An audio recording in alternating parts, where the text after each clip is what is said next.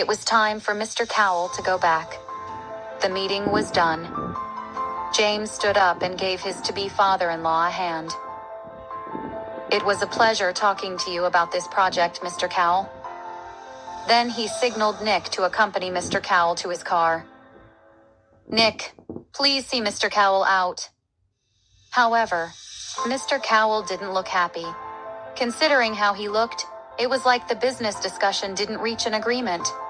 In his mind, he was fuming in anger. If he had enough power, he would have made James beg for forgiveness on his knees. How could he look down on my daughter like that? "I will make sure you pay for what you told me today," he wondered. But he had no power over James to do anything to him now. However, he knew what he had to do. He had to be a little more patient until his daughter came back. He had a plan. Coming out of the elevator, they headed to his car. Nick opened the car for him. Then Mr. Cowell said while entering, "Does James think he's untouchable? I have been friends with his father for ages, but he wants to ruin everything we have built. Maybe he didn't know that, but still, I can't bear that insult.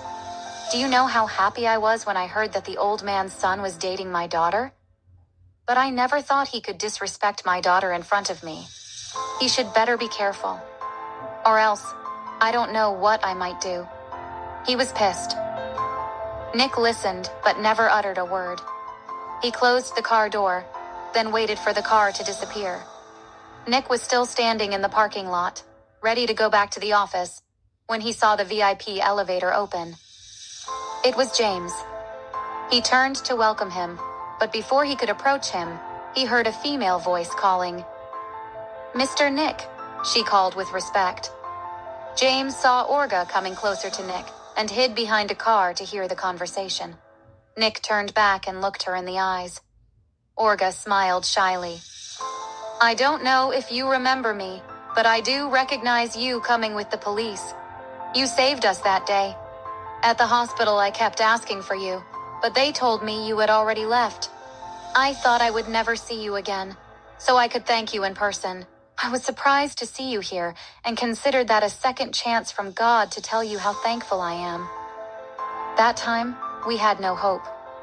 I don't know how or why you did it, but whatever the reason, I am truly thankful. May God bless you." James realized that Nick got the points from Olga. He chose not to stay hidden and went out.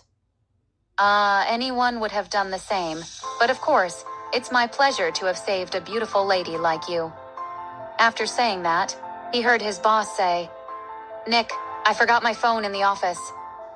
Nick understood what James meant and went back to the office without a second thought. In the elevator, he couldn't shake off the feeling that James did that on purpose. It was his chance to get closer to Olga, and now James has ruined everything. In the parking lot, Olga was shy about being with the CEO alone and didn't know what to say to the CEO. "Hello, sir. My name is Olga Thompson, and I am a new intern working in the post-production department."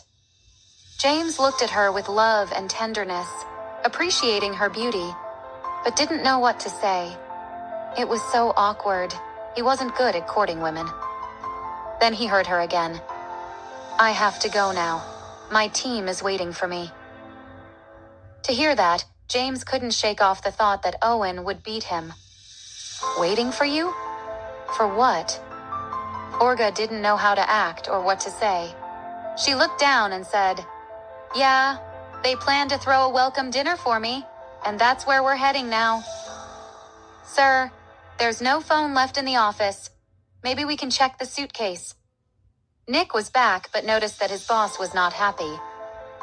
"Is everything good, sir?" "Yeah, get ready. We're joining the welcome dinner with the post-production team." On hearing that, Olga's heart pounded, and she regretted the reason she had brought it. "No need to come, sir. The place is too cheap for you to enter. You're joining my company." "Why can't I join?" "If the place is the problem, we'll go to another restaurant." Then he turned to Nick and said, "Find a better place, suitable for a team. Now go tell your team about the change of plans." Olga hurried to tell the team what had happened. but she didn't know where to start. Jack saw her approaching and asked with curiosity, "How did it go? Did you manage to talk to him?" Olga smiled approvingly, but there was something about her smile. Owen, the dinner organizer, looked her in the eyes and saw that she wanted to say something. "What? Say it? But if it's about canceling the dinner, don't even dream. I am so sorry, guys. But there are some changes to the dinner." Owen commented, "What?" "I knew it just by looking into your eyes."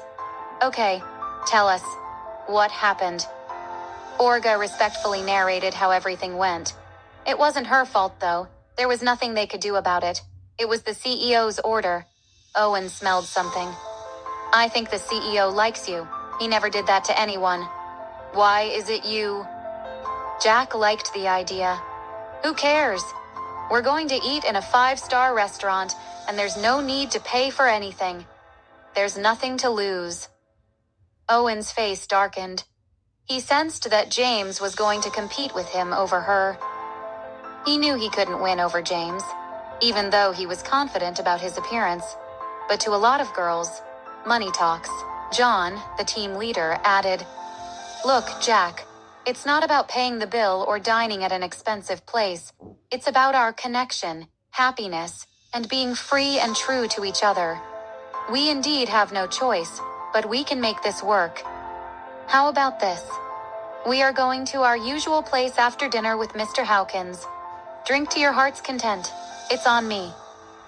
The whole team jolted with happiness, agreeing with their leader. "Let's do that." A few minutes later, Nick approached them to give them the address and confirmed, if it's only Jack and Olga who didn't have a car. Owen said first, "I will drive Olga. Jack, you go with John." But Nick instructed that Olga go to Mr. James's car. The team was taken aback by the sudden information. This was actually a surprise. Jack couldn't keep quiet. "Owen, sorry bro. It looks like the CEO is in love. I can easily see the loser."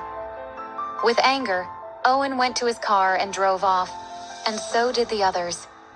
As Olga walked with Nick, she cleared her throat. "Mr. Nick, why am I going in the CEO's car? My teammates might take it the wrong way."